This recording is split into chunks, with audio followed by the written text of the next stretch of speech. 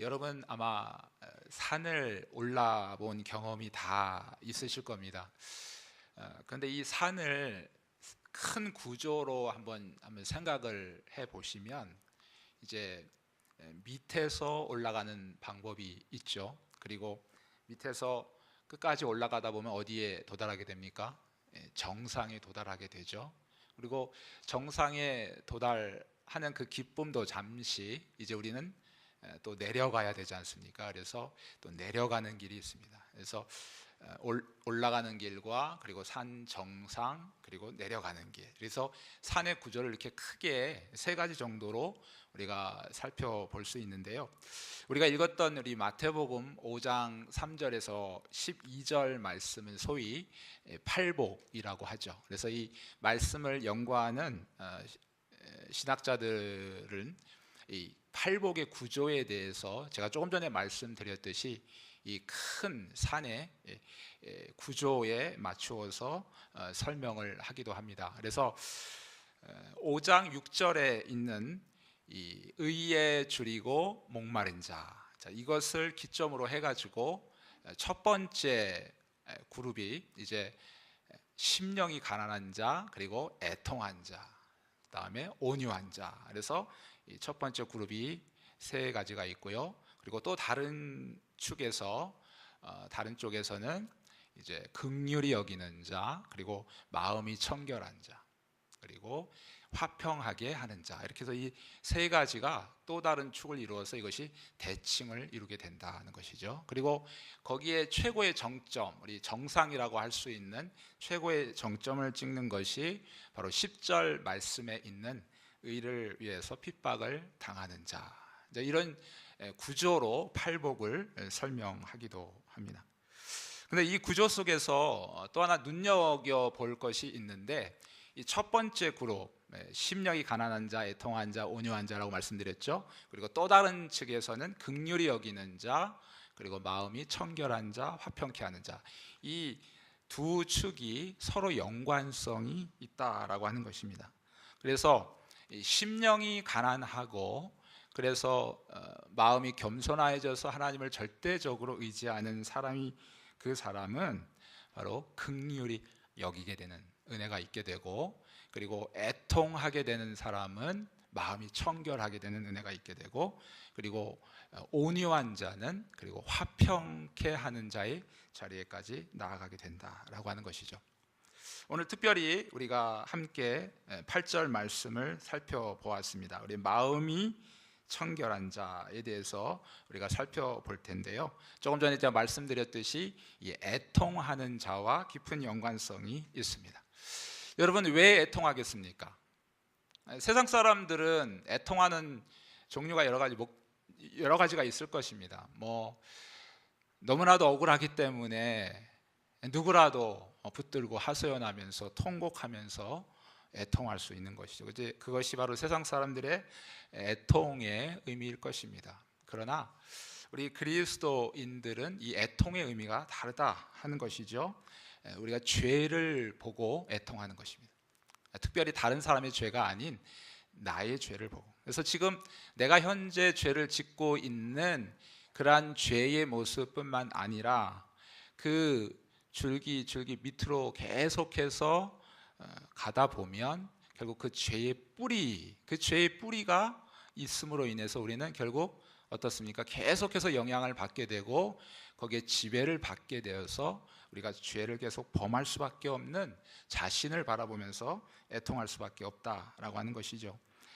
다윗이 시편 51편 5절 말씀에도 우리는 죄악 중에서 출생하였고 어머니가 나를 죄악 가운데 잉태하였다라고 하는 이 고백, 이러한 고백 가운데서 우리는 죄로부터 자유함을 얻을 수 없는 그런 영향을 받을 수밖에 없는 내 자신을 보면서 애통하는 것이죠.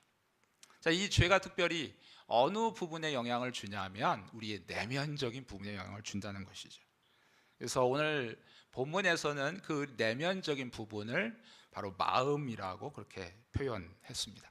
성경에서 전체적인 흐름 속에서 이 마음은 인격의 중심 부분, 가장 중요한 부분을 의미합니다. 모든 것이 바로 이 마음으로부터 시작된다라고 하는 것이죠. 우리 사람들은 마음이라고 하는 것이 이제 보이지 않기 때문에 굉장히 소홀히 여길 때가 있습니다. 그러나 성경이 우리에게 가르쳐주는 교훈은 무엇입니까? 사람은 외모를 보지만 하나님은 어디를 보십니까? 우리의 중심, 마음의 한 가운데를 보고 계신다라고 하는 것이죠. 여러분, 예수님의 가르침도 마찬가지입니다. 예수님께서 그렇게 바리새인과 사두 서기관들이죠, 그들을 아주 혹독하게 책망하신 이유가 있습니다. 그것은 바로 그들이 너무나도 외면적인 부분에 치우쳐져 있었고 그들의 모든 관심이 외면적인 그런 부분에 있었다라고 하는 것이죠. 그래서 겉으로 그냥 다른 사람들에게 잘 보이려고 하는 것이 그들의 삶의 전부였다라고 해도 과언이 아닌 것이죠.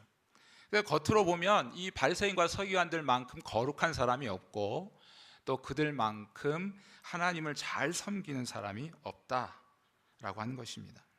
그런데 주님께서 그들의 내면을 보시고 그들의 마음 중심을 꿰뚫어 보시면서 한마디 하신 것이 있죠. 자, 그들의 마음은 무엇과 같으냐면 바로 회칠한 무덤과 같다. 무덤인데 거기에 겉에 화려하게 회를 칠해 놓은 것이죠.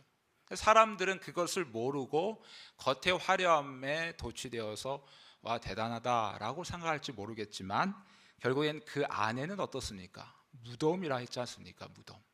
아무리 겉에 화려하게 칠해 놓았을지라도 속은 무덤이기 때문에 결국 뼈가 썩고 냄새나는 악취만이 가득할 뿐이죠. 왜 주님은 우리의 내면, 이 마음을 이렇게 중요하게 여기셨을까요? 네, 당연한 질문이지만 이것은 아무리 우리가 겉을 그럴듯하게 포장을 하고 우리가 겉을 치장을 한다 할지라도 우리의 내면의 문제, 우리의 마음의 문제가 해결되지 않으면 그건 아무것도 아니다라고 하는 것입니다. 항상 이 모든 문제가 바로 이 마음으로부터 시작된다라고 하는 것이죠. 그런데 어리석은 사람들은 이렇게 생각합니다. 우리의 문제의 핵심이 자기 안에서 찾으려고 하지 않고 항상 다른 사람을 보거나 외부의 환경적인 요건을 바라볼 때가 많이 있습니다. 어떤 사람이 이렇게 불평한다 해보십시오. 자, 내 인생 가운데서 내 인생을 되돌아보니 나는 너무 실패한 인생이야.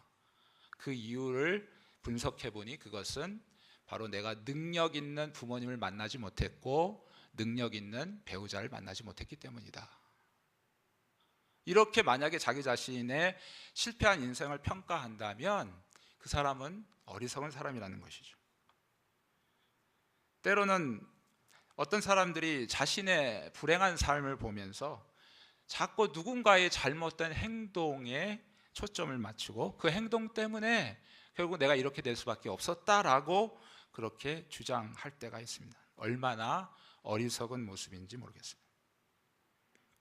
물론 여러분, 우리가 항상 다른 사람과 연결되어 관계를 맺고 살기 때문에 가족이면 가족, 친구면 친구, 가까운 그 사람들 사이에 주고받는 영향력이 틀림없이 있습니다. 그러나 여기서 중요하게 여기는 것은 바로 그것보다 우리 마음의 문제라고 하는 것이죠. 여러분, 에덴 동산 한번 생각해 보십시오. 에덴 동산만큼 완벽한 환경이 어디 있었습니까? 하나님께서 우리 인간들을 만들어 놓으시고 우리 사람들을 위해서 모든 것을 완벽하게 갖추어 놓으셨습니다. 거기에 우리를 유혹할 어떤 것이 거기에 있었습니까? 그런데 아이러니하게도 인간은 바로 그 완벽한 환경 속에서 바로 타락했다라고 하는 것입니다. 바로 우리의 환경을 개선한다고 해서 바로 우리 근본적인 문제가 해결되는 것은 결코 아니라고 하는 것입니다. 자, 바로 우리의 문제의 시발점은 마음이다라고 하는 것입니다. 여러분, 마태복음 15장에서 주님의 교훈을 우리가 다시 한번 되새길 필요가 있습니다. 유대인의 전통에 따라서 그들은 항상 음식을 먹기 전에 손을 씻습니다. 근데 제자들이 뭐 잊어버렸는지 어쨌든 음식을 먹는데 손을 씻지 않았어요. 그럴 때 막 주변의 사람들이 정죄합니다. 어떻게 손을 씻지 않고 먹을 수 있느냐. 그럴 때 주님께서 하신 교훈의 말씀이 무엇입니까? 밖에서 들어가는 것이 사람을 더럽게 하는 것이 아니요, 입에서 나오는 것들이 바로 마음으로부터 나오는 것인데 이것이야말로 사람을 더럽게 만든다라고 우리에게 교훈하고 있는 것이죠. 여러분, 예레미야 17장 9절에도 너무 유명한 말씀인데, 이 만물보다도 거짓되고 부패한 것이 바로 사람의 마음이다라고 우리에게 말씀하고 있습니다. 이처럼 우리의 인격의 중심과 같은 이 마음이 악하고 부패해 있다는 사실이 우리에게 닥친 해결할 수 없는 가장 큰 난제라고 하는 사실입니다. 여러분, 오늘 본문으로 다시 돌아가서요, 주님은 이 마음이 청결한 자는 복이 있다라고 그렇게 말씀하십니다. 자, 여기서 이 마음이 깨끗하다, 청결하다라고 하는 이 말씀, 자, 이 어원을 우리가 다시 한번 살펴볼 필요가 있는데, 바로 이게 위선이 없다, 또 성한 것이다, 또 구김살이 없고 아무것도 숨겨진 것이 없이 열려져 있다. 뭐 쉽게 말하면, 이것을 더 확장해서 말하면 하나님을 향해서 우리의 하나의 마음으로 모아진 자세, 집중하는 것이죠. 우리 주변에 너무나도 많은 우리의 관심을 빼앗는 것들이 많이 있지만, 그러나 그것을 뒤로 하고 하나님을 온전히 집중해 있는 그 모습, 자, 그것이 바로 오늘 이 청결하다라고 하는 그런 의미를 갖고 있습니다. 시편 86편은 다윗의 기도입니다. 그는 기도하면서 어떤 문제인지는 모르겠지만 그 기도의 내용을 보면 그의 인생에 있어서 큰 문제가 생겼습니다. 그럴 때 그는 그 문제의 마음을 빼앗기지 않았어요. 그리고 오히려 11절 말씀에 일심으로 내가 주의 이름을 경외할 것이다 라고 하나님 앞에 그렇게 기도를 하는 모습을 보게 됩니다. 이 일심으로라는 말은 다른 번역 성경을 보니까 나누어지지 않은 마음이다. 세상의 이 소리에, 또는 저 사람의 소리에, 세상의 소리, 이런저런 소리에 우리의 마음이 흔들리지 않고 나뉘어지지 않고 오직 하나님께만 집중하여 우리가 하나님만을 바라보겠다라고 하는 다윗의 신앙의 고백인 것이죠. 이것이 바로 마음이 청결한 자의 모습입니다. 사랑하는 성도 여러분, 이 하나님만을 전심으로 바라보고 또 하나님만을 전심으로 의지하고 또 그분을 갈망해 나가는 것, 자, 이것이 바로 마음이 청결한 자들의 삶인데, 이들이 복이 있다라고 말씀하셨죠. 왜냐하면 하나님을 볼 것이기 때문에 그렇다라고 하는 것입니다. 여러분, 하나님을 본다라고 하는 의미가 무엇일까요? 우리의 육신의 눈으로 하나님을 볼 수 있는 것일까요? 성경이 우리에게 가르쳐 주는 교훈은 하나님은 영이시기 때문에 우리는 하나님을 영원히 볼 수 없습니다. 우리가 천국에서 직접 우리의 얼굴과 얼굴을 맞대고 만날 분은 바로 성자 예수 그리스도이시죠. 예수 그리스도는 어떤 분이십니까? 히브리서 1장에 보면 이런 예수 그리스도에 대해서 소개를 하고 있는데, 하나님이 옛적의 선자들을 통해서 우리 조상들에게 말씀하셨는데 이제 마지막 날에는 그의 아들을 통해서 우리가 말씀하셨다. 그러면서 그의 아들에 대해서 묘사를 해주고 있는데, 바로 그분은 하나님의 영광의 광채이시고 그 본체의 형상이시다. 결국 한마디로 말하면 예수 그리스도는 하나님의 형상이라고 하는 것이죠. 주님도 자신을 가리켜서 어떻게 말씀하셨습니까? 나를 본 사람은 아버지를 보았다. 자, 여기서 중요한 것, 여러분, 그러나 우리가 꼭 핵심을 잡고 나가야 될 것은 마음이 깨끗한 사람은 이 하나님을 볼 것이다 라고 하는 사실이죠. 이 약속을 우리가 끝까지 붙들어야 됩니다. 저와 여러분이 이 땅에 사는 동안 어떤 의미에서는 우리는 하나님을 보는 일들이 있습니다. 세상 사람들은 볼 수 없지만 믿음을 가진 사람만이, 믿음의 눈으로만이 볼 수 있는 이 하나님을 볼 수 있는 이 은혜가 있는 것이죠.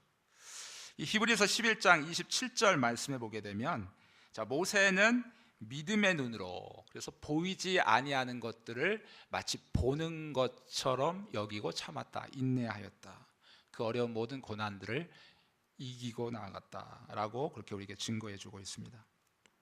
비록 우리의 육신의 눈으로는 하나님을 볼 수 없지만 이 땅에 발을 딛고 살아가는 저와 여러분의 삶 속에서 지금도 일하고 계시는 그 하나님을 우리가 믿음으로 우리가 볼 수 있다라고 하는 사실을 믿으시기를 주님의 이름으로 축복합니다. 우리는 또한 하나님과의 영적인 교제를 통해서 하나님을 볼 수 있습니다.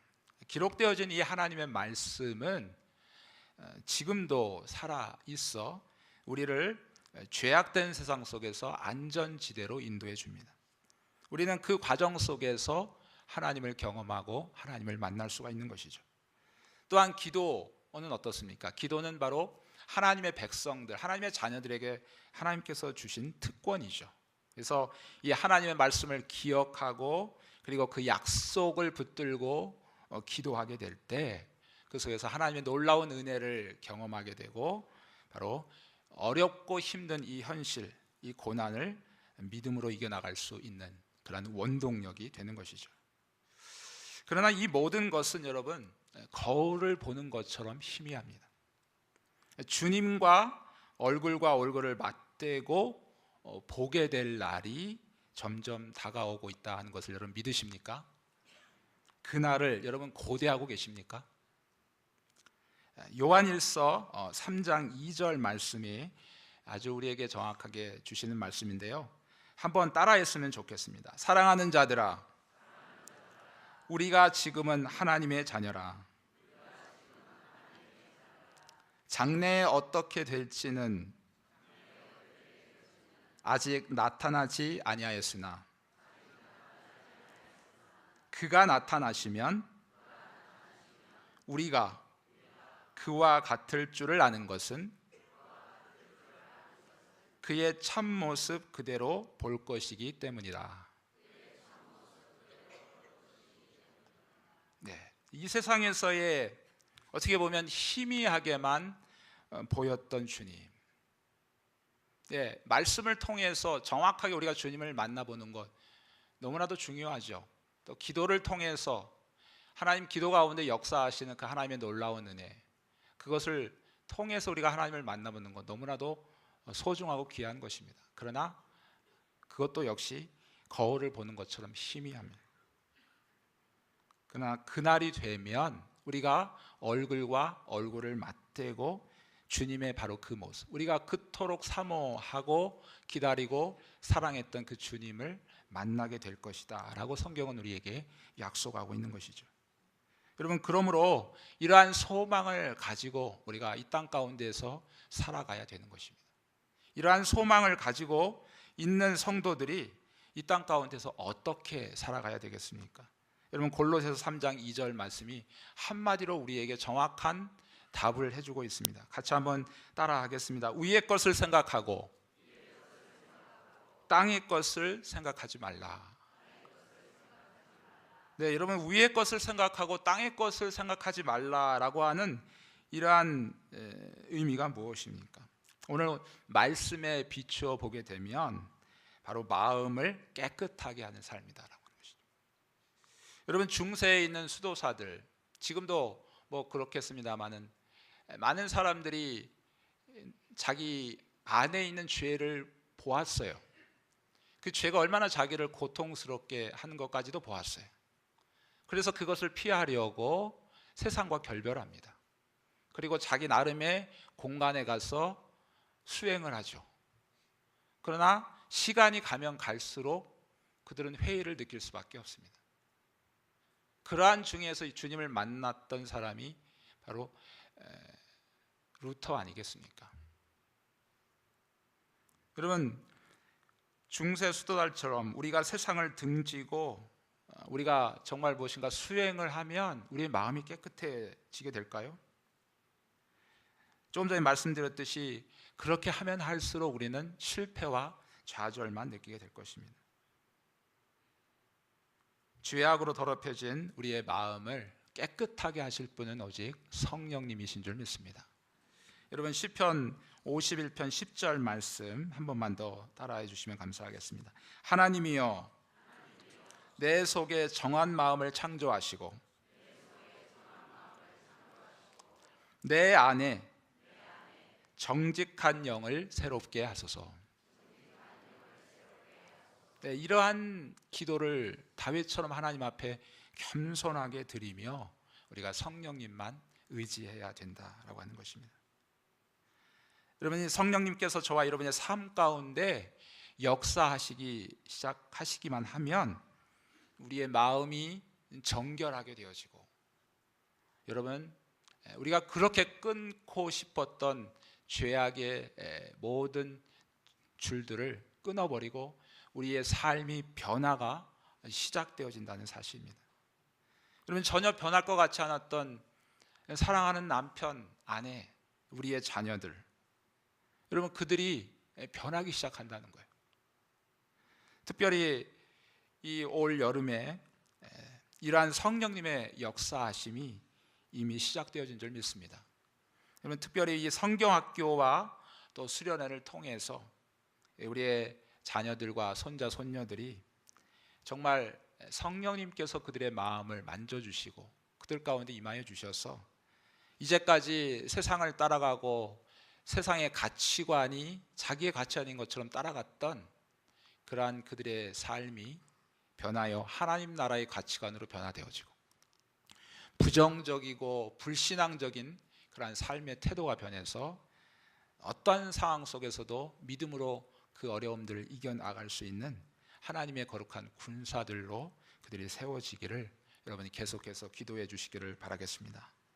여러분, 빌립보서 1장 6절 말씀, 너희 안에서 착한 일을 시작하신 이가 그리스도 예수의 날까지 이루실 줄을 우리는 확신하노라. 아멘. 하나님께서 우리를 변화시키시기로 작정하셨다면 우리는 변화되어질 수밖에 없습니다. 우리는 끝내 변화되어질 것입니다. 하지만 우리는 수동적으로 앉아 있을 수 없습니다. 하나님께서 우리를 만지실 것이기 때문에, 그러면 나는 아무렇게 그냥 편안하게 멍하니 먼 산 바라보고 앉아 있을 것인가? 그것이 아니죠.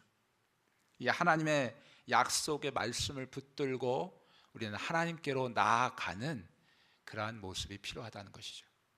여러분, 야고보서 4장 8절 말씀에 이러한 약속이 있기 때문에 그렇습니다. 하나님을 가까이 하는 자에게 하나님께서 가까이 하시겠다고 약속을 하셨기 때문에 그렇습니다. 여러분, 오늘 말씀을 통해서 오늘 우리 스스로는 우리의 마음을 깨끗게 할 수 없고 우리의 삶을 변화시킬 수 없는 존재임을 다시 확인하셨죠. 오직 성령님께서 우리의 삶 가운데 역사하실 때에만 변화되어질 줄 믿습니다.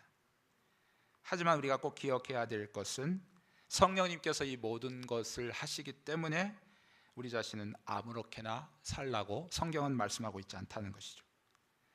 저와 여러분이 매일매일의 삶 속에 시간, 분분, 초초마다 어쩌면 우리가 힘에 지나도록 우리의 의지를 들여서 우리가 하나님을 가까이 하게 될 때, 비로소 하나님은 우리에게 가까이 오셔서 우리로 하여금 우리의 삶을 정결케 하시고 우리의 삶을 변화시키시고 나의 변화된 모습을 통해서 우리의 가족이 변화되어지고 그리고 이 나라 이 민족이 바뀌게 될 줄 믿습니다. 하나님의 이 2000년의 교회의 역사 가운데 하나님의 역사는 바로 이러한 과정을 통해서 이루어왔다는 사실을 우리가 기억하며 오늘 이 시대를 바라보면 우리가 절망하지 말고 내가 하나님 앞에 정말 하나님 앞에 갈망하고 정말 갈증을 느끼면서 하나님 앞에 가까이 가려고 하는 그러한 열망을 가지고 우리가 하나님 앞에 갈 때 하나님께서 나에게 오셔서 나를 만지시고 변화시키기 시작하시고 나를 나한 사람을 통해서 이제 놀라운 하나님의 나라를 위해서 일을 이루어 가실 것이다 라고 하는 그러한 믿음을 가지고 오늘도 이 한 주간도 여러분의 평생의 삶 가운데 믿음으로 승리하시는 저와 여러분 되시기를 주님의 이름으로 축복합니다.